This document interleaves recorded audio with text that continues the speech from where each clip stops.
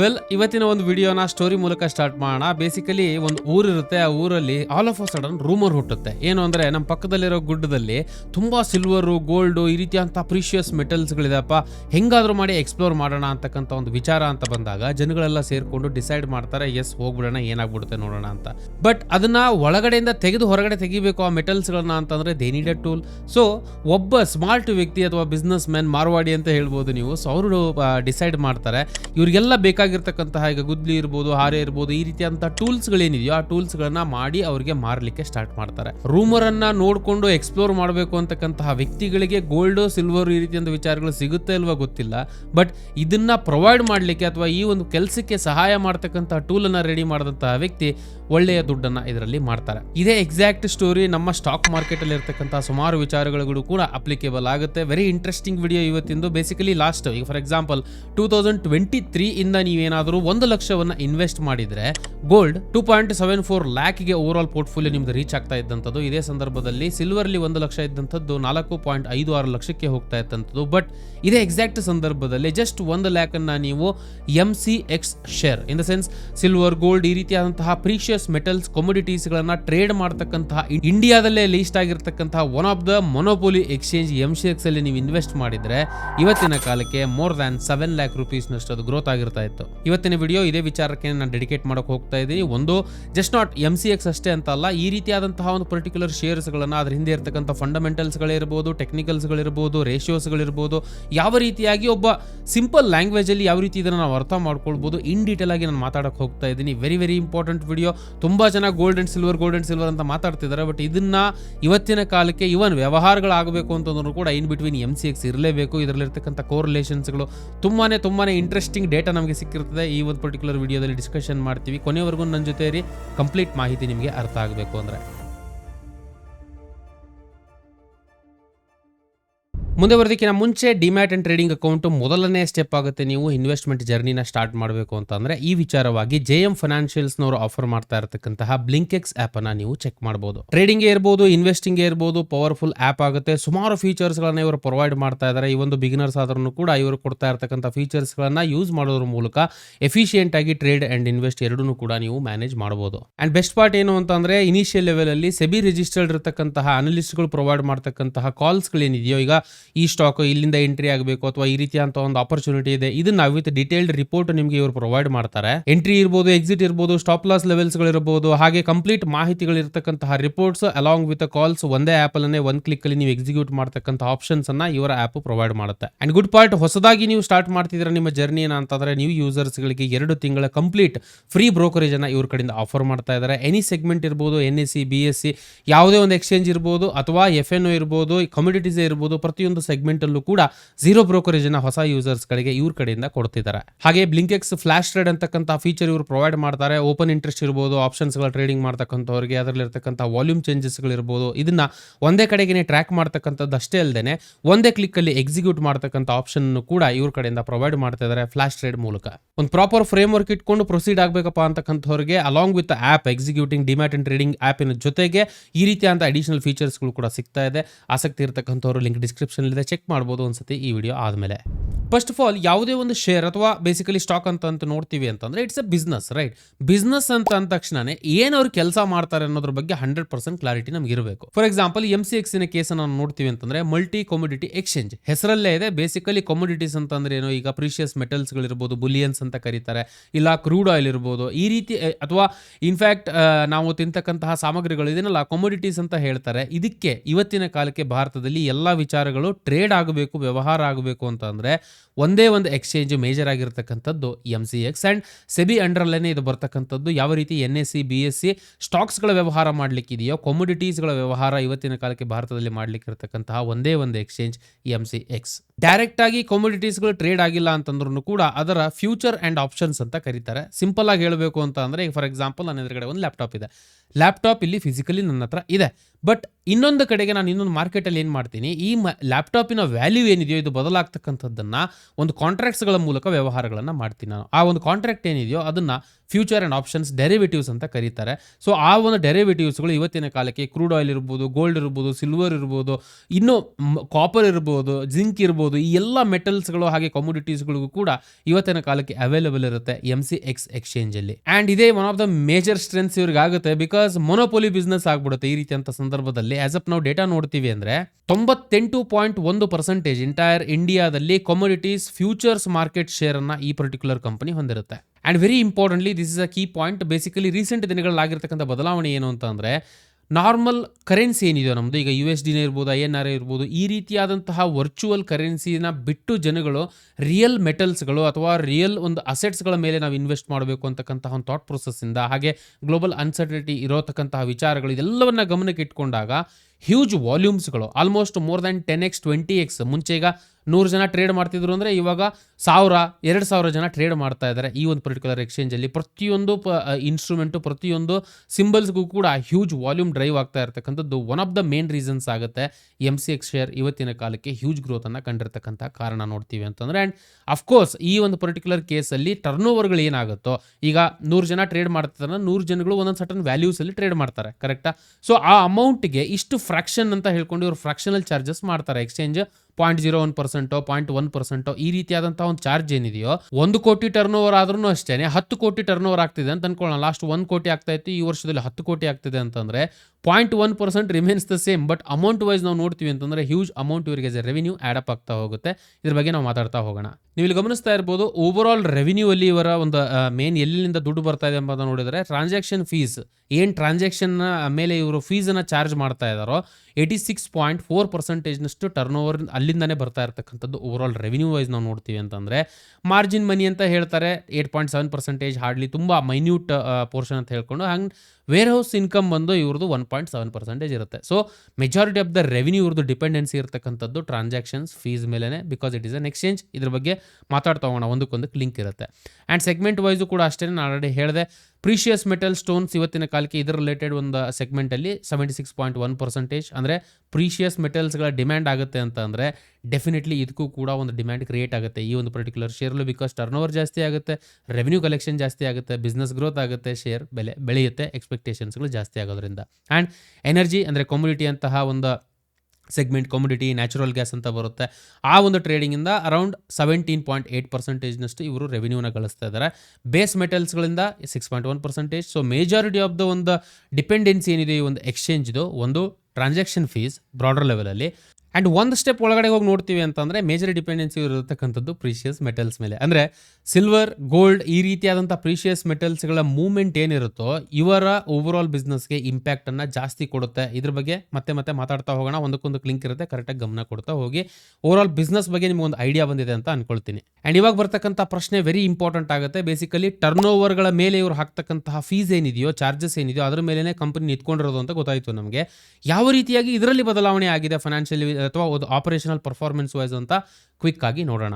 Average daily turn overs ಅಂತ ಹೇಳ್ತಾರೆ, ಸುಮಾರು 38% ಗ್ರೋತ್ ಅನ್ನ ಜಸ್ಟ್ ಒಂದು ವರ್ಷದಲ್ಲಿ ಟರ್ನ್ ಓವರ್ ಅಲ್ಲಿ ಕಂಡಿರುತ್ತೆ ಈ ಕಂಪನಿ. 27,153 ಕೋಟಿಯಷ್ಟು ಟರ್ನ್ ಓವರ್ನ ಆವರೇಜ್ ಅವನ ಡೈಲಿ ಬೇಸಿಸ್ ಮಾಡ್ತಾ ಇದೆ ಇವತ್ತಿನ ಕಾಲಕ್ಕೆ ಫ್ಯೂಚರ್ ಸೆಗ್ಮೆಂಟ್ ಅಲ್ಲಿ. ಆಪ್ಷನ್ಸ್ ಅಲ್ಲಿ 1 ಲಕ್ಷಕ್ಕಿಂತ ಜಾಸ್ತಿ 1,91,910 ಕ್ರೋರ್ಸ್ನಷ್ಟು ಆಲ್ಮೋಸ್ಟ್ 2x ಗ್ರೋತ್ ಆಗ್ಬಿಟ್ಟಿದೆ ಈ ಒಂದು ವಿಚಾರದಲ್ಲಿ ಇಯರ್ ಆನ್ ಇಯರ್ ನಾವು ನೋಡ್ತೀವಿ ಅಂತಂದ್ರೆ ಟರ್ನ್ ಓವರ್ ಅಲ್ಲಿ. ಅಂಡ್ ನಾವು ಕಮ್ಸ್ ಫೈನಾನ್ಷಿಯಲ್ ಪರ್ಫಾರ್ಮೆನ್ಸ್ ಏನಿದೆಯೋ, ನೆಟ್ ಪ್ರಾಫಿಟ್ಗಳ ವಾಯ್ಸು ವೆರಿ ಇಂಪಾರ್ಟೆಂಟ್ ಆಗುತ್ತೆ ಈ ಒಂದು ವಿಚಾರದಲ್ಲಿ. ಎಷ್ಟು ಗಳಿಸಿದ್ರಪ್ಪ ಇವರು, ಬಿಸ್ನೆಸ್ ಟರ್ನ್ ಓವರ್ ಆಗೋದು ಓಕೆ, ಇವ್ರಿಗೆ ಎಷ್ಟು ಆಕ್ಚುಲಿ ದುಡ್ಡು ಬಂದಿದೆ ಅಂತ ನೋಡ್ತೀವಿ ಅಂದ್ರೆ ಟೋಟಲ್ ರೆವೆನ್ಯೂ ಇವ್ರದ್ದು ರೀಸೆಂಟ್ ದಿನಗಳಲ್ಲಿ 1,208.86 ಕ್ರೋರ್ಸ್ನಷ್ಟು ಇರುತ್ತೆ.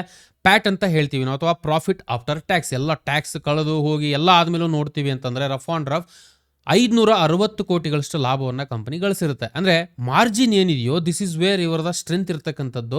ಪ್ರಾಫಿಟ್ ಮಾರ್ಜಿನ್ ಏನಿದೆಯೋ ಇವ್ರದ್ದು 46% ಮಾರ್ಜಿನ್ ಅಲ್ಲಿ ಇವರು ಕೆಲಸ ಮಾಡ್ತಾ ಇದ್ದಾರೆ. ಅಂದ್ರೆ 100 ರೂಪೀಸ್ ಸೇಲ್ಸ್ ಬಂದ್ರೆ ಅವರಿಗೆ ಅದರಲ್ಲಿ 46 ರೂಪಾಯಿ ಲಾಭ ಆಗ್ತಾ ಇದೆ, ಬಿಕಾಸ್ ಇವರ ಎಕ್ಸ್ಪೆಂಡಿಚರ್ ಕಡಿಮೆ ಇರುತ್ತೆ. ಬಿಕಾಸ್ ಇವರ ಬಿಸ್ನೆಸ್ ಏನಿದೆಯೋ ಒಂದು ಆನ್ಲೈನ್ ಇನ್ಫ್ರಾಸ್ಟ್ರಕ್ಚರ್ ಬೇಸಿಸ್ ಅಲ್ಲಿ ಡೆವಲಪ್ ಆಗಿರ್ತಕ್ಕಂಥ ಬಿಸ್ನೆಸ್. ಸೊ ಹಾಗಾಗಿ ಇವ್ರು ಏನೇ ಎಕ್ಸ್ಪೆನ್ಸಸ್ಗಳು ಅದೆಲ್ಲ ತೆಗೆದು ನೋಡ್ತೀವಿ ಅಂತಂದ್ರೂ ಕೂಡ ಪ್ರಾಫಿಟ್ಸ್ಗಳ ವ್ಯವಹಾರದಲ್ಲಿ 46% ಮಾರ್ಜಿನ್ ಇಟ್ಕೊಂಡಿರ್ತಕ್ಕಂಥದ್ದು one of the major strength ಆಗುತ್ತೆ ಈ ಎಂಟೈರ್ ಬಿಸ್ನೆಸ್ಗೆ. ಆ್ಯಂಡ್ ವೆರಿ ಇಂಪಾರ್ಟೆಂಟ್ಲಿ ಲಾಸ್ಟ್ ಈಗ 10 ವರ್ಷದ ಹಿಂದೆ 5 ವರ್ಷದ ಹಿಂದೆ ನೋಡ್ತೀವಿ ಅಂತಂದರೆ ನ್ಯಾಷನಲ್ ಸ್ಟಾಕ್ ಎಕ್ಸ್ಚೇಂಜ್ ಹಾಗೆ ಬಾಂಬೆ ಸ್ಟಾಕ್ ಎಕ್ಸ್ಚೇಂಜ್ ಈ ರೀತಿಯಾದಂಥ ಒಂದು ಹ್ಯೂಜ್ ಗ್ರೋತು ಈ ಸೆಗ್ಮೆಂಟ್ ಏನಿದೆಯೋ ಡೆರಿವೇಟಿವ್ಸ್ ಅಂತ ಹೇಳ್ತಾರೆ ಅಥವಾ ಫ್ಯೂಚರ್ ಆ್ಯಂಡ್ ಆಪ್ಷನ್ ಸೆಗ್ಮೆಂಟಲ್ಲಿ ಕಮ್ಯುನಿಟೀಸ್ ಇರಲಿಲ್ಲ. ಬಟ್ ಇವತ್ತಿನ ಕಾಲಕ್ಕೆ ಹೊಸ ಒಂದು ಕಂಪ್ಲೀಟ್ ಸೆಗ್ಮೆಂಟೇ ಇದೆಯೋ ಅಥವಾ ಒಂದು ಓವರಾಲ್ ಒಂದು ಪ್ಲಾಟ್ಫಾರ್ಮನ್ನೇ ರೀಡಿಸೈನ್ ಮಾಡೋದ್ರ ಮೂಲಕ ಹೊಸ ಪ್ಲಾಟ್ಫಾರ್ಮನ್ನು ಇವರು ಇಂಟ್ರಡ್ಯೂಸ್ ಮಾಡಿರ್ತಾರೆ. And as a result huge ವಾಲ್ಯೂಮ್ಸ್ಗಳು ಇವರು ಅಟ್ರಾಕ್ಟ್ ಮಾಡ್ತಾ ಇದ್ದಾರೆ. ಸಫಿಷಿಯೆಂಟ್ಲಿ ಇವತ್ತಿನ ಕಾಲಕ್ಕೆ ಮೋರ್ ದ್ಯಾನ್ 100 ಮಿಲಿಯನ್ ಟ್ರಾನ್ಸಾಕ್ಷನ್ಸ್ಗಳನ್ನು overall at the level of exchange ಇವತ್ತಿನ ಕಾಲಕ್ಕೆ ಮಾಡ್ತಿದ್ದಾರೆ. ಆ್ಯಂಡ್ ಒಂದ್ಸತಿ ಕ್ವಿಕ್ ಆಗಿ ನೋಡ್ಬಿಡೋಣ. ಬೇಸಿಕಲಿ ನಾನು ಆಲ್ರೆಡಿ ಹೇಳ್ತಾ ಇದ್ದೆ, ಪ್ರೀಶಿಯಸ್ ಮೆಟಲ್ಸಿಂದನೇ ಜಾಸ್ತಿ ಇವರು ಡಿಪೆಂಡೆನ್ಸಿ ಇರ್ತಕ್ಕಂಥದ್ದು. ಈ ಒಂದು ವಿಚಾರದಲ್ಲಿ ಪ್ರೀಶಿಯಸ್ ಮೆಟಲ್ಸ್ಗಳ ಮೂವ್ಮೆಂಟು ಹಾಗೆ ಜನಗಳು ಇದರಲ್ಲಿ ವ್ಯವಹಾರವನ್ನು ಎಷ್ಟು ಆಕ್ಟಿವ್ ಆಗಿ ಮಾಡ್ತಾರೆ ಅನ್ನೋದ್ರ ಮೇಲೆ ಓವರಾಲ್ ಈ ಬಿಸ್ನೆಸ್ಸಿನ ಹಣೆ ಬರಹ ಡಿಪೆಂಡ್ ಆಗಿರ್ತಕ್ಕಂಥದ್ದು.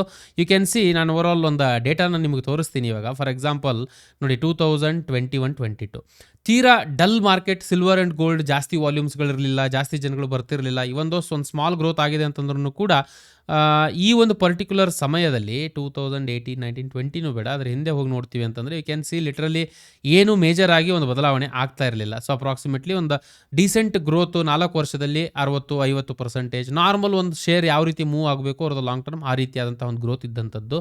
ಬಟ್ 2023 ಆದಮೇಲೆ ಯು ಕ್ಯಾನ್ ಸಿ ಹಿಯರ್ 2023 ಆದಮೇಲೆ ಆಗಿರ್ತಕ್ಕಂಥ ಬದಲಾವಣೆ ಇಲ್ಲೇನು ಕಾಣಿಸ್ತಾ ಇದೆ, ದಿಸ್ ಇಸ್ ದ MCX ಶೇರಲ್ಲಾದಂತಹ ಬದಲಾವಣೆ. 756% ಗ್ರೋತ್ ಇಲ್ಲಿ ಕಾಣ್ತಾ ಇರ್ತಕ್ಕಂಥದ್ದು. And at the same time ಇದು ಗ್ರೀನ್ ಕಲರ್ ಏನು ಇಲ್ಲಿ ಕಾಣಿಸ್ತಾ ಇದೆ, ಕರ್ಸರ್ನ ಫಾಲೋ ಮಾಡಿ, 274% ಸಿಲ್ವರ್ ಗ್ರೋತ್ ಆಗಿದೆ. 139% ಗೋಲ್ಡ್ ಇವತ್ತಿನ ಕಾಲಕ್ಕೆ ಮೂವ್ ಆಗಿರ್ತಕ್ಕಂಥದ್ದು. ಎಕ್ಸಾಕ್ಟ್ ಪೀರಿಯಡಲ್ಲಿ ಜಸ್ಟ್ 1 ವರ್ಷ 3 ವರ್ಷದ ಹಿಂದೆ ಏನು ಪ್ರೀಶಿಯಸ್ ಮೆಟಲ್ಸ್ಗೆ ಡಿಮ್ಯಾಂಡ್ ಬಂತೋ ಆ ಡಿಮ್ಯಾಂಡ್ ಡೈರೆಕ್ಟ್ಲಿ ಈ ಒಂದು ಶೇರಿನ ಗ್ರೋತ್ಗೂ ಕೂಡ ಕಾರಣ ಆಗ್ತಾ ಇದೆ. ಆ್ಯಂಡ್ ಇನ್ಫ್ಯಾಕ್ಟ್ ಈ ಎರಡಕ್ಕೂ ಇಮ್ಯಾಜಿನ್ ಅವರ ಮೊದಲನೇ ಸ್ಟೋರಿಯನ್ನು ನಾವು ಮಾತಾಡಿದ್ವೋ, ಯಾರು ಇಲ್ಲಿ ಎನೇಬಲರ್ ಆಗಿ ವರ್ಕ್ ಮಾಡ್ತಿದ್ದಾರೋ ಅಥವಾ ಬಿಸ್ನೆಸ್ಗೆ ಸಪೋರ್ಟ್ ಆಗಿ ನಿಂತ್ಕೊಂಡಿದ್ದಾರೋ ಅವರ ಒಂದು ಶೇರು ತುಂಬಾ ಗ್ರೋತ್ ಆಗಿರ್ತಕ್ಕಂಥದ್ದು ನಾವಿಲ್ಲಿ ಗಮನಿಸ್ಬೋದು. ಬಿಕಾಸ್ ಟರ್ನ್ ಓವರ್ ಜಾಸ್ತಿ ಆಗ್ತದೆ, ದುಡ್ಡು ಕೂಡ ಅವರಿಗೆ ಜಾಸ್ತಿ ಬರ್ತಿದೆ. ಆ್ಯಂಡ್ ವೆರಿ ಇಂಪಾರ್ಟೆಂಟ್ಲಿ ಎಲ್ಲಿವರೆಗೂ ಈ ಹೀಟ್ ಸಸ್ಟೇನ್ ಆಗುತ್ತೋ, ಅಂದರೆ ಮಾರ್ಕೆಟ್ ಮೇಲೆ ಹೋಗೋದಂತೆ ಅಷ್ಟೇ ಅಲ್ಲ ನಾನು ಹೇಳ್ತಾ ಇರ್ತಕ್ಕಂಥದ್ದು. Beauty of the share is even market ಬೀಳಬೇಕಾದ್ರೂ ಕೂಡ ಜನಗಳ ಟ್ರಾನ್ಸಾಕ್ಷನ್ಸ್ಗಳು ಜಾಸ್ತಿನೇ ಆಗುತ್ತೆ. ಆ ಒಂದು ಸಂದರ್ಭದಲ್ಲೂ ಕೂಡ ಗೋಲ್ಡ್ ಸಿಲ್ವರ್ ಬಿದ್ರೂ ಕೂಡ ಇವರಿಗೆ ಲಾಭ ಆಗ್ತಕ್ಕಂತಹ ಚಾನ್ಸಸ್ಗಳಿರುತ್ತೆ. ಬಿಕಾಸ್ ಟರ್ನ್ ಓವರ್ ಮೇಲೆ ಇವರು ದುಡ್ಡು ಮಾಡ್ತಾ ಇರೋದ್ರಿಂದ. This is an important point. ಎಲ್ಲಿವರೆಗೂ ಚರ್ಚೆಯಲ್ಲಿರುತ್ತೋ ಈ ಒಂದು ಮೆಟಲ್ಸ್ಗಳು ಅಥವಾ ಎಲ್ಲಿವರೆಗೂ ಜನಗಳು ಹ್ಯೂಜ್ ವಾಲ್ಯೂಮ್ಸ್ಗಳನ್ನು ಟ್ರೇಡ್ ಮಾಡ್ಲಿಕ್ಕೆ ಸ್ಟಾರ್ಟ್ ಮಾಡ್ತಾರೋ ಅಲ್ಲಿವರೆಗೂ ಕೂಡ ಆ್ಯಸ್ ಅನ್ ಎನೇಬಲರ್ ಬಿಸ್ನೆಸ್ ಅಥವಾ ಒಂದು ಎಕ್ಸ್ಚೇಂಜ್ ಆಗಿ ಇವರು ಮಿಡ್ಲಲ್ಲಿ ಇರತಕ್ಕಂಥ ಕಾರಣದಿಂದ ಡೆಫಿನೆಟ್ಲಿ ಇವನ್ ಮಾರ್ಕೆಟ್ ಏನೇ ಒಂದು ಹೆಚ್ಚು ಕಡಿಮೆ ಆದ್ರೂ ಕೂಡ ಇವರಿಗೆ ಚಾನ್ಸಸ್ ಜಾಸ್ತಿ ಇರುತ್ತೆ ಹಣ ಗಳಿಸ್ತಕ್ಕಂಥದ್ದು ಡಿಸ್ಪೈಟ್ ಎವ್ರಿಥಿಂಗ್. ನಾವು ಕಮ್ಸ್ ಫ್ಯೂಚರ್ ಔಟ್ಲುಕ್ ಅಂತ ಹೇಳ್ತಾರೆ ಅಥವಾ ಗ್ರೋತ್, ಬರ್ತಕ್ಕಂತಹ ದಿನಗಳಲ್ಲಿ ಗ್ರೋತ್ ಇವ್ರಿಗೆ ಯಾವ್ಯಾವ ಕಾರಣಗಳಿಂದ ಬರ್ಬೋದು ಅನ್ನೋದನ್ನು ನಾನು ಮಾತಾಡ್ತೀನಿ. 100% ಗ್ಯಾರಂಟಿಡ್ ಅಂತಲ್ಲ, ಬಟ್ ಚಾನ್ಸಸ್ ಏನೇನಿದೆ ಅಂತಕ್ಕಂಥದ್ದನ್ನು ಮಾತಾಡ್ತಾ ಹೋಗೋಣ. ತುಂಬ ಕ್ರಿಟಿಕಲ್ ಪಾಯಿಂಟರ್ ಆಗುತ್ತೆ. ಮೊದಲನೇದು ಆಪ್ಷನ್ಸ್ ಅಥವಾ ಫ್ಯೂಚರ್ ಆ್ಯಂಡ್ ಆಪ್ಷನ್ಸ್ಗಳಲ್ಲಿ ಜನಗಳು ಇವತ್ತಿನ ಕಾಲಕ್ಕೆ ಹ್ಯೂಜ್ ಆಗಿ ಪಾರ್ಟಿಸಿಪೇಟ್ ಮಾಡ್ತಿದ್ದಾರೆ. ಆ್ಯಂಡ್ ಇನ್ಫ್ಯಾಕ್ಟ್ NSE BSE ಮುಂಚೆಯಿಂದನೂ ಇದಾಗ್ತಾ ಇದ್ದಂಥದ್ದು. ಇವತ್ತಿನ ಕಾಲಕ್ಕೆ MCXಗೂ ಕೂಡ ತುಂಬ ಜನ ಶಿಫ್ಟ್ ಆಗ್ತಿದ್ದಾರೆ. ಹಾಗೆ ಎಲೆಕ್ಟ್ರಿಸಿಟಿ ಫ್ಯೂಚರ್ ಇರ್ಬೋದು, ಎಲೆಕ್ಟ್ರಿಸಿಟಿನೂ ಕೂಡ ಟ್ರೇಡ್ ಆಗುತ್ತೆ MCX ಅಲ್ಲಿ ಅಂತಕ್ಕಂತಹ ಮಾತುಕತೆ ಇದೆ. ಮಿನಿ ಕ್ರೂಡ್ ಅಥವಾ ಗ್ಯಾಸ್ ಆಪ್ಷನ್ಸ್ಗಳನ್ನು ಕೂಡ ಇವತ್ತಿನ ಕಾಲಕ್ಕೆ ಮತ್ತೆ ಹೊಸ ಪ್ರಾಡಕ್ಟ್ಸ್ಗಳನ್ನು ಲಾಂಚ್ ಮಾಡಬೇಕು ಅಂತಿದೆ ಈ ಒಂದು ಸೆಗ್ಮೆಂಟ್ ಅಲ್ಲಿ. ಇಂಟ್ರೆಸ್ಟಿಂಗ್ಲಿ ರೀಸೆಂಟ್ ದಿನಗಳಿಂದ FIIs ಅಥವಾ ಫಾರಿನ್ ಪೋರ್ಟ್ಫೋಲಿಯೋ ಇನ್ವೆಸ್ಟರ್ಸ್ಗಳಿರ್ಬೋದು ಅಥವಾ ಮ್ಯೂಚುವಲ್ ಫಂಡ್ಸ್ ಏನಿದೆ ನಮ್ಮ ಓವರಾಲ್ ಮಾರ್ಕೆಟಲ್ಲಿ ಇರತಕ್ಕಂಥ ಮ್ಯೂಚುವಲ್ ಫಂಡ್ಸ್ಗಳ ಇನ್ಸ್ಟಿಟ್ಯೂಷನ್ಸ್ಗಳ ಪಾರ್ಟಿಸಿಪೇಷನ್ ಕೂಡ ಇವರ ಎಕ್ಸ್ಚೇಂಜಲ್ಲಿ ಇವತ್ತಿನ ಕಾಲಕ್ಕೆ ಬರ್ತಾ ಇರತಕ್ಕಂಥದ್ದು ಹ್ಯೂಜ್ ವಾಲ್ಯೂಮ್ಸ್ಗಳನ್ನು ಇವರಿಗೆ ತಂದುಕೊಡ್ತಾ ಇದೆ. But most important point, sir ಎಲ್ಲ ಚೆನ್ನಾಗಿ ಕಾಣಿಸ್ತಾ ಇದೆ, ಡೈರೆಕ್ಟಾಗಿ ಹೋಗಿ ಎಲ್ಲ ದುಡ್ಡು ಇಲ್ಲ ಹಾಕ್ಬಿಡ್ಲಾ ಅಂತ ನೀವು ಕೇಳ್ಬೋದು. Answer is definitely no. Because ಯಾವುದೇ ಬಿಸ್ನೆಸ್ಸೇ ಇರಲಿ ಸರ್, ಅದು 100% ಗ್ಯಾರಂಟಿಡ್ ಬಿಸ್ನೆಸ್ ಅಂತಂದ್ರೂ ಕೂಡ ರಿಸ್ಕ್ ಅಂತಕ್ಕಂಥದ್ದು ಡೆಫಿನೆಟ್ಲಿ ಇದ್ದೇ ಇರುತ್ತೆ. ಇದ್ರ ಬಗ್ಗೆ ನಾವು 100% ಕ್ಲಾರಿಟಿನ ಇಟ್ಕೊಳ್ಬೇಕು. ಸೊ ಅದಾದಮೇಲೆ ನಾವು ಸಮಾರೋಪಕ್ಕೆ ಹೋಗಬೇಕು. ರಿಸ್ಕ್ ವೈಸ್ ನಾವು ನೋಡ್ತೀವಿ ಅಂತಂದರೆ, ಸಮಾರೋಪ ಅಂದರೆ conclusion by the way. So risk wise ನಾವು ನೋಡ್ತೀವಿ ಅಂತಂದರೆ ಮೊದಲನೇ ಇಂಪಾರ್ಟೆಂಟ್ ರಿಸ್ಕ್ ಆಲ್ರೆಡಿ ನೀವು ಗೆಸ್ ಮಾಡಿರ್ಬೋದು, ಕಾನ್ಸಂಟ್ರೇಷನ್ ರಿಸ್ಕ್ ಅಂತ ಹೇಳ್ಬೋದು. ಇವರಿಗೆ ಮೇನ್ ಬಿಸ್ನೆಸ್ ಬರ್ತಾ ಇರೋದು ಎಲ್ಲಿಂದ? ಟರ್ನೋವರಲ್ಲಿ ಯಾವುದರಿಂದ? ಪ್ರೀಶಿಯಸ್ ಮೆಟಲ್ಸ್ಗಳ ಟರ್ನೋವರಿಂದ. ಅಲ್ಲೇನಾದರೂ ಒಂಚೂರು ಹೆಚ್ಚು ಕಡಿಮೆ ಆಯಿತು, ನಾಳೆ ಜನಗಳ ಆಸಕ್ತಿ ತೋರೋದನ್ನು ಕಡಿಮೆ ಮಾಡಿದ್ರು ಅಂತಂದರೆ ಆಟೋಮೆಟಿಕಲಿ ಇವರ ರೆವಿನ್ಯೂಗೆ ಹೊಡೆತ ಬೀಳುತ್ತೆ, ಪ್ರಾಫಿಟ್ಸ್ಗಳಿಗೆ ಹೊಡೆತ ಬೀಳುತ್ತೆ. ಆ್ಯಸ್ ಎ ರಿಸಲ್ಟ್ ಶೇರಿಗೂ ಕೂಡ ಹೊಡೆತ ಬೀಳುತ್ತೆ. And second important point basically regulatory risk. ಇದು ತುಂಬ ಮೇಜರ್ ರಿಸ್ಕ್ ಆಗುತ್ತೆ ಈ ರೀತಿಯಂಥ ಬಿಸ್ನೆಸಸ್ಗಳಿಗೆ. ಬಿಕಾಸ್ ಸೆಬಿ ಇರುತ್ತೆ, ದುಡ್ಡು ಇನ್ವಾಲ್ವ್ ಆಗಿದೆ ಅಂತಂದರೆ ಸ್ಟ್ರಿಕ್ಟ್ ರೂಲ್ಸ್ಗಳಿರುತ್ತೆ. ಏನೇ ಒಂದು ಹೆಚ್ಚು ಕಡಿಮೆ ಆದ್ರೂ ಕೂಡ ಅದನ್ನು ಇಂಪ್ಲಿಮೆಂಟ್ ಮಾಡ್ತಕ್ಕಂಥ ವಿಚಾರಣೆ ಇರ್ಬೋದು, ಅಥವಾ ಸಡನ್ ಆಗಿ ಅದರ ರಿಲೇಟೆಡ್ ಹೊಸ ಬದಲಾವಣೆಗಳನ್ನು ಮಾಡ್ಕೊಳ್ತಕ್ಕಂಥದ್ದೇ ಇರ್ಬೋದು, ಅಡಿಷನಲ್ ಖರ್ಚು ಆಗ್ಬೋದು, ಅಥವಾ ಇರ್ತಕ್ಕಂಥದ್ರಲ್ಲಿ ಪಾರ್ಟಿಸಿಪೇಷನ್ನು ಕಡಿಮೆ ಆಗ್ಬೋದು, ಇವರ ಓವರಾಲ್ ಇನ್ಕಮು ಕೂಡ ಕಡಿಮೆ ಆಗ್ಬೋದು. ತುಂಬ ಒಂದು ಮೇಜರ್ ರಿಸ್ಕ್. ಹಿಂಗೆ ಅಂತ ಹೇಳೋಕ್ಕೂ ಆಗಲ್ಲ. Based on the market conditions regulator risk ಏನಿದೆಯೋ ಇವರಿಗೆ ಡೆಫಿನೆಟ್ ಡೆಫಿನೆಟ್ಲಿ ಆ್ಯಡ್ ಆನ್ ಆಗುತ್ತೆ. ಅದರ ಬೇಸಿಸಲ್ಲಿ ಇವ್ರಿಗೂ ಕೂಡ ಸಟನ್ ಈ ಒಂದು ಶೇರಿನ ಬೆಲೆ ಮೇಲೆ ಪರಿಣಾಮ ಬೀರ್ತಕ್ಕಂಥ ಚಾನ್ಸಸ್ ಇರುತ್ತೆ. Then comes very very important volume cyclicality ಅಂತ ಹೇಳ್ತಾರೆ. ಸೊ ಇವ್ರಿಗೆ ಬರ್ತಾ ಇರ್ತಕ್ಕಂಥ ಮೇಜರ್ ಹಣ ಎಲ್ಲಿಂದ? ವಾಲ್ಯೂಮ್ಸ್ಗಳಿಂದ. ಜನಗಳು ಇವತ್ತಿನ ಕಾಲಕ್ಕೆ ಟ್ರೇಡ್ ಮಾಡ್ತಿದ್ದಾರೆ, ಹಾಗಾಗಿ ಇವರಿಗೆ ದುಡ್ಡು ಬರ್ತಿದೆ. ಸಪೋಸ್ ಬೈ ಎನಿ ಚಾನ್ಸ್ ಜನಗಳು ಇಂಟ್ರೆಸ್ಟನ್ನು ಕಳ್ಕೊಂಡ್ರು ಅಂತಂದರೆ, ಇಲ್ಲಪ್ಪ ಆಮೇಲೆ ನೋಡ್ಕೊಳ್ಳೋಣ ಬಿಡು ಅಂತಕ್ಕಂಥ ಒಂದು ವಿಚಾರದಲ್ಲಿ ಜನಗಳು ಇದನ್ನು ಅವಾಯ್ಡ್ ಮಾಡಿದರೆ ಇವ್ರಿಗೆ ತುಂಬಾ ಲಾಸ್ ಆಗುತ್ತೆ. ಶೇರು ಅಷ್ಟೊಂದು ಪರ್ಫಾರ್ಮ್ ಆಗಲ್ಲ. ದಿಸ್ ಹ್ಯಾಪನ್ಸ್ ಬಿಕಾಸ್ ಇವಾಗ ಬೂಮಲ್ಲಿದೆ. ಸಿಲ್ವರ್, ಗೋಲ್ಡ್ ಈ ರೀತಿಯಾದಂಥ ಪ್ರೀಷಿಯಸ್ ಮೆಟಲ್ಸ್ಗಳು ಬೂಮಲ್ಲಿ ಇರಬೇಕಾದ್ರೆ ನಾನು ನೀನು ಅಂತ ಹೇಳ್ಕೊಂಡು ಮುಂಬೆದ್ದು ತುಂಬ ಜನಗಳು ಮುಂದೆ ಬರ್ತಾರೆ. ಬಟ್ ಇದೇ ಒಂದು ವಿಷಯ ಯಾವಾಗ ಮಾರ್ಕೆಟ್ ಬೀಳಕ್ಕೆ ಸ್ಟಾರ್ಟ್ ಆಗೋದೋ, ಈ 1-2 ವರ್ಷ 3 ವರ್ಷ ಸಿಲ್ವರ್ ಗೋಲ್ಡ್ ಏನೂ ಪರ್ಫಾರ್ಮ್ ಆಗಿಲ್ಲ ಅಂತ ಅಂದ್ಕೊಳ್ಳಿ, ಯಾರು ಈ ಕಡೆ ಹೋಗಲ್ಲ. ಆ ರೀತಿಯಾದಂಥ ಒಂದು ವಿಚಾರದಲ್ಲಿ 2, 3, 4 ವರ್ಷ ಎಲ್ಲ ಸ್ಟ್ಯಾಗ್ನೆಂಟ್ ಆಗಿ ಶೇರ್ ಅಲ್ಲೇ ಕೂತ್ಕೊಳ್ತಕ್ಕಂತಹ ಚಾನ್ಸಸ್ ಇರುತ್ತೆ. ಸದ್ಯಕ್ಕೆ ಹೀಟ್ ಇದೆ, ಹಾಗಾಗಿ ಮೂವ್ ಆಗ್ತಾ ಇರ್ತಕ್ಕಂಥದ್ದು. ಬಟ್ ಈ ಸೈಕ್ಲಿಕಾಲಿಟಿ ಏನಿದೆಯೋ ಗೋಲ್ಡ್ ಆ್ಯಂಡ್ ಸಿಲ್ವರ್ ಅಥವಾ ಮೇನ್ಲಿ ಪ್ರೀಷಿಯಸ್ ಮೆಟಲ್ಸ್ಗೆ ಲಿಂಕ್ ಆಗಿರೋದು ನಮ್ಗೆ ಆಲ್ರೆಡಿ ಗೊತ್ತಾಗಿದೆ ಇನ್ ದ ಡಿಸ್ಕಷನ್. ನಾವು ಕಮ್ಸ್ ಸಮಾರೋಪ ಕನ್ಕ್ಲೂಷನ್ ವೈಸ್ ನಾವು ನೋಡ್ತೀವಿ ಅಂತಂದರೆ ಬೇಸಿಕಲಿ MCX ಅಂತಕ್ಕಂಥದ್ದು ಮೊನೊಪೊಲಿ ಶೇರ್. ಸೊ ಬೇರೆ ಎಕ್ಸ್ಚೇಂಜಲ್ಲಿ ಇಲ್ವೇ ಇಲ್ಲ, ಆಲ್ರೆಡಿ ಒಂದು ಇನ್ಫ್ರಾಸ್ಟ್ರಕ್ಚರ್ ಅಂತ ಬಿಲ್ಟ್ ಆಗಿದೆ. ಈ ಸಿಸ್ಟಮ್ನ ರಿಪ್ಲೇಸ್ ಮಾಡಬೇಕು ಹೊಸಬರು ಬಂದು ಅಂತಂದ್ರೂ ಕೂಡ it is very tough. So monopoly ಹಾಗೆ ಎಂಟ್ರಿ ಬ್ಯಾರಿಯರ್ಸ್ಗಳು ಜಾಸ್ತಿ ಇರೋದ್ರಿಂದ business model is very very strong. So only problem is cyclicality. ಯಾವಾಗೆಲ್ಲ ಮೆಟಲ್ಸ್ಗಳಲ್ಲಿ ಹೆಚ್ಚು ಕಡಿಮೆ ಆಗುತ್ತೋ ಅಥವಾ ಜನಗಳ ವಾಲ್ಯೂಮ್ಸ್ಗಳು ಡ್ರೈ ಆಗೋದು, ಇದೆಲ್ಲ ಡೈರೆಕ್ಟಾಗಿ ಇವರ ಬಿಸ್ನೆಸ್ಗೆ ಇಂಪ್ಯಾಕ್ಟ್ ಆಗುತ್ತೆ. ಸೈಕ್ಲಿಕಾಲಿಟಿ ಅಂತ ಹೇಳ್ತೀವಿ ನಾವು. ಸೊ ಆ ಒಂದು ಸೈಕ್ಲಿಕಾಲಿಟಿನ ಅರ್ಥ ಮಾಡಿಕೊಂಡು ಲಾಂಗ್ ಟರ್ಮ್ ವ್ಯೂ ನಿಮಗಿದೆ ಅಂತಂಥ ಸಿಚುವೇಷನ್ಸಲ್ಲಿ ಡೆಫಿನೆಟ್ಲಿ ಒಂದ್ಸತಿ ಎಕ್ಸ್ಪ್ಲೋರ್ ಮಾಡ್ಬೋದು ಓವರಾಲ್ ಬಿಸ್ನೆಸ್ಸನ್ನು. But all the golden rule, ಎಲ್ಲ ಅಮೌಂಟನ್ನು ಒಂದೇ ಕಡೆಗೆ ಯಾವತ್ತೂ ಕೂಡ ನಾವು ಹಾಕಬಾರ್ದು. ಈ ಒಂದು ಬಿಸ್ನೆಸ್ ಏನಿದೆಯೋ along with gold and silver ನಾವು ಕನ್ಸಿಡರ್ ಮಾಡ್ಬೋದಾ? Answer is definitely yes. Because ಬೇರೆ ಬೇರೆ ಓವರಾಲ್ ಮೆಟಲ್ಸ್ಗಳಿಗೂ ಕೂಡ ನಮಗೆ ಲಿಂಕ್ ಇರತಕ್ಕಂತಹ ಒಂದೇ ಶೇರಲ್ಲೇ ನಮಗೆ ಸಿಕ್ಬಿಡುತ್ತೆ. But most importantly comparing to ಈಗ ಗೋಲ್ಡೇ ಇರ್ಬೋದು, gold is a stable asset. ಅದಕ್ಕೆ ಕಂಪೇರ್ ಮಾಡಿದ್ರೆ ಇದರಲ್ಲಿ ವಾಲಿಟಿಲಿಟಿ ಏರುಪೇರಿನ ಗತಿಗಳು ಸ್ವಲ್ಪ ಜಾಸ್ತಿ ಇರುತ್ತೆ. ಆ್ಯಂಡ್ ಆಲ್ಸೋ ಪ್ರೆಸೆಂಟ್ ಮೂಮೆಂಟಲ್ಲಿ ವ್ಯಾಲ್ಯೂಯೇಷನ್ಸ್ಗಳು ಮೋರ್ ದನ್ ₹100 ಪಿ ನಡೀತಾ ಇದೆ. ಅಂದರೆ ₹1 ದುಡಿತಕ್ಕಂಥ ಕಂಪನಿಗೆ ₹100 ನೀವು ಕೊಡ್ತಿದ್ದೀರಾ ಅಂತಕ್ಕಂಥದ್ದು ತಪ್ಪಂತೂ ಅಲ್ಲ. ಬಟ್ ಪ್ರಾಬ್ಲಮ್ ಏನು ಅಂತಂದರೆ ಆ ಎಕ್ಸ್ಪೆಕ್ಟೇಷನ್ಸ್ಗಳು ಮೀಟ್ ಆಗುತ್ತಾ ಬರ್ತಕ್ಕಂಥ ದಿನಗಳಲ್ಲಿ. Always understand this is an important point. ಯಾವುದೇ ಒಂದು ಶೇರು ಮೇಲೆ ಹೋಗಬೇಕು ಅಂತಂದರೆ ನಿರೀಕ್ಷಣೆಯ ಮೇಲೆ ಹೋಗುತ್ತೆ. ಎಕ್ಸ್ಪೆಕ್ಟೇಷನ್ಸ್ಗಳು ಜಾಸ್ತಿ ಇದ್ದಾಗ ಆಬ್ವಿಯಸ್ಲಿ ಜನಗಳು ಜಾಸ್ತಿ ದುಡ್ಡನ್ನು ಕೊಟ್ಟು ಆ ಶೇರ್ನ ಪರ್ಚೇಸ್ ಮಾಡೋಕ್ಕೆ ರೆಡಿ ಇರ್ತಾರೆ. ಎಕ್ಸ್ಪೆಕ್ಟೇಷನ್ಸ್ ಡ್ರಾಪ್ ಆಯಿತು ಅಂತಂದರೆ ಶೇರ್ನ ಬೆಲೆಯಲ್ಲೂ ಕೂಡ ಕುಸಿತ ಕಾಣುತ್ತೆ. ಹಾಗಾಗಿ ವ್ಯಾಲ್ಯೂಯೇಷನ್ಸ್ಗಳನ್ನು ಈ ಕೆಲವೊಬ್ಬರು ತುಂಬ ಕಡಿಮೆ ಪಿನಲ್ಲೇ ಇನ್ವೆಸ್ಟ್ ಮಾಡಬೇಕು ಅಂತಾರೆ. That is not how it should be. Growth ಕೊಡ್ತಾ ಇದೆ ಕಂಪನಿ ಅಂತ ಅಂದರೆ ಅದಕ್ಕೆ ಹೈಯರ್ ಪಿನೇ ಇರುತ್ತೆ. ಸೊ ಅದರ ಅರ್ಥ ಎಕ್ಸ್ಪೆಕ್ಟೇಷನ್ಸ್ಗಳು ಜಾಸ್ತಿ ಇದೆ ಅಂತ. ಎಕ್ಸ್ಪೆಕ್ಟೇಷನ್ಸ್ಗಳು ಯಾವಾಗ ಡ್ರಾಪ್ ಆಗುತ್ತೋ ಆವಾಗ ಆ ಶೇರಲ್ಲಿ ಇಂಟ್ರೆಸ್ಟ್ ಕಡಿಮೆ ಆಗುತ್ತೆ, ಶೇರಿನ ಬೆಲೆ ಡ್ರಾಪ್ ಆಗುತ್ತೆ. ಸೊ PE ಬಗ್ಗೆ ಡೀಟೇಲ್ ಆಗಿ ನೀವು ತಿಳ್ಕೊಳ್ಬೇಕು, PE ಬಗ್ಗೆ ಒಂದು ಸಪರೇಟ್ ವಿಡಿಯೋ ಮಾಡಿ ಅಂತ ಆಸಕ್ತಿ ನಿಮಗಿದೆ ಅಂತಂದರೆ PE ಅಂತ ಹೇಳ್ಕೊಂಡು ಕಮೆಂಟ್ ಮೂಲಕ ತಿಳಿಸಿ. ನಿಮ್ಮ ಆಸಕ್ತಿಯ ಬೇಸಿಸಲ್ಲಿ ಡೆಫಿನೆಟ್ಲಿ ನಾವು ಬರ್ತಕ್ಕಂಥ ದಿನಗಳಲ್ಲಿ separate dedicated video PE ratio ಬಗ್ಗೆ ಮಾತಾಡೋಣ. ಆ್ಯಂಡ್ ಬ್ಲಿಂಕೆಕ್ಸ್ ಆ್ಯಪ್ ಬಗ್ಗೆ ನಾನು ಮಾತಾಡ್ತಾ ಇದ್ದೆ, ಆಸಕ್ತಿ ಇರ್ತಕ್ಕಂಥವ್ರು ಚೆಕ್ ಮಾಡ್ಬೋದು, ಲಿಂಕ್ ಡಿಸ್ಕ್ರಿಪ್ಷನ್ ಇದೆ. ಆದಷ್ಟು ಬೇಗ ಫೈನಾನ್ಷಿಯಲ್ ವಿಚಾರದಲ್ಲಿ ನೀವು ಬೆಳೀಲಿ. ಆಲ್ರೆಡಿ ಬೆಳೆದಿದ್ರೆ ಇನ್ನೂ ನೆಕ್ಸ್ಟ್ ಲೆವೆಲ್ಗೆ ಬೆಳೀಲಿ ಅಂತ ಆಶಿಸ್ತಾ ಈ ವಿಡಿಯೋನ ಇಲ್ಲಿಗೆ ಕನ್ಕ್ಲೂಡ್ ಮಾಡ್ತೀನಿ. ನೆಕ್ಸ್ಟ್ ವಿಡಿಯೋದಲ್ಲಿ ಮತ್ತೆ ಸಿಗೋಣ. ಅಲ್ಲಿವರೆಗೂ ಜೈ ಹಿಂದ್.